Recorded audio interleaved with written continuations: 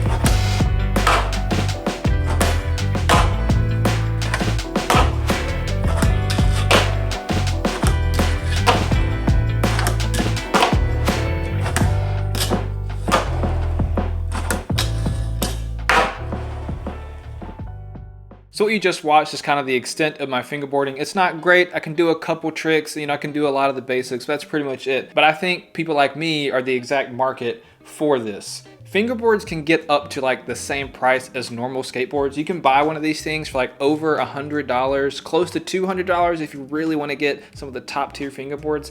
I am not a fingerboard enthusiast to that extent. I don't want to spend almost $200 on something this small. So for me, like, this is really cool. Now, as you saw in the unboxing, the obstacles come in a set of 3. You get the concrete barrier, you get a little box, and you get a rail. And as a whole, this was $40, which sounds a lot, but if you look at other like pro fingerboard obstacles, just one of these is gonna run you $30 to $40. Like if I go to this website and wanna buy a rail similar to this, it's gonna cost me by itself $40. And this rail is completely metal. It is really nice and high quality. I definitely think if this earns like the pro title in terms of fingerboarding. Now the board itself, I actually think is still just a little bit overpriced. It does have like nice high quality materials. It's real wood, it has real plies, it has a nice grip on the top. The wheels actually have bearings, so they spin for a very long time. And it's got, got real graphics with real skaters' names on them, which is pretty cool. I guess that's probably where some of the price comes from. But on top of getting this, you also get a little skate box, fun box that comes with it. And this is what the skateboard actually comes in, which I think is pretty cool. And with the board itself costing $70, $69.99, it's nice that they include the box that also is skatable as well. I think that's a nice addition and that's pretty cool. If you are someone like me that just fingerboards on the side, just kind of does it for fun and you're not trying to take it too seriously, you just want to learn some of the basics and just do some simple tricks on some of these simple obstacles, I think this is a good purchase. I also think this is a good entry point to get you into pro fingerboarding. So if you're someone that's also an amateur, but you want to get better and improve and dive into like the real world of fingerboarding, then I think this is for you. This is a nice starting point, especially the obstacles. In my opinion, the obstacles, especially this like concrete barrier, is super heavy. It's thick. It's got rubber things on the bottom so it doesn't slide around. It is like, these obstacles are really good for the price. So that's gonna wrap up this video on the Tech Deck Pro series. This board right here is probably gonna become my default fingerboard from now on, and these obstacles as well as this board are definitely gonna find their way into my kitchen, and they're gonna be what I use now when I'm in there cooking. If you have any questions, I'll try to answer them down in the comments. Thank you guys so much for watching, and I'll catch you guys in the next video.